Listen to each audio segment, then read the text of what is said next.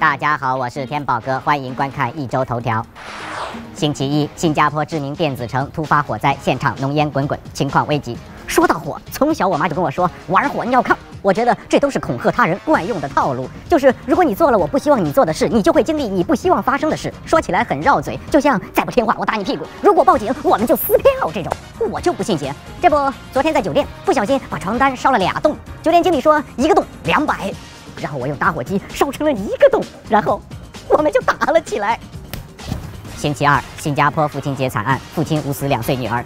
说起来真的很惭愧，每年只有到父亲节的时候，我才想起给我爸打个电话，好久没有联系了。这一次我们聊了很久，说了很多感动的话。我爸年纪大了，但其实他一点儿也不糊涂。虽然他起初聊得老泪纵横，但还是及时的在我开口要钱的时候挂掉了电话。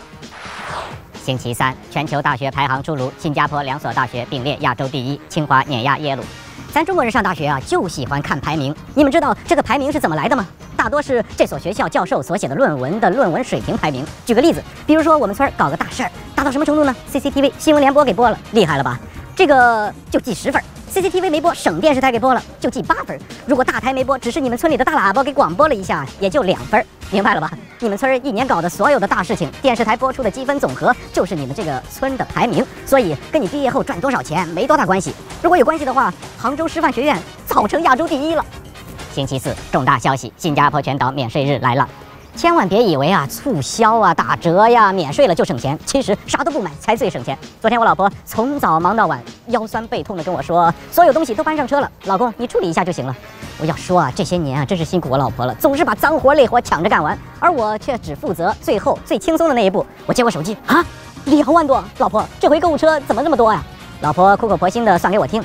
你的 T 恤、你的内裤、你的脚气膏、牙膏、纸巾、袜子、拖鞋，20多样东西都是你的，我就给自己买了一个2万的包，还有一个3000的大衣，看我对你多好啊！星期五，新加坡发生爆炸，火光冲天，浓烟滚滚，工厂被夷为平地。据说此次爆炸是煤气罐引起的，这让我想起了几年前我老家的邻居老王。有一天他回到家，听到煤气报警响了，就迅速的把煤气阀关了以后，打开屋里的空调，然后想点根烟平复一下心情。只听咣的一声，再醒来，他竟然躺在了我家的床上。星期六，新加坡爆炸事件中1死2伤，均为中国籍工人。在这里呢，要向死去的同胞表示哀悼。人生除了生死，其余都是擦伤。这句话是抄自日本的一座寺院。如果你有机会拜访日本的寺院，留意一下他们的大字真言，不是发际线后退了，而是人生进步了。活着已经是赚到了，人生留下的只有遗憾和剩饭。人生就像一杯酒，想喝的时候已经没了。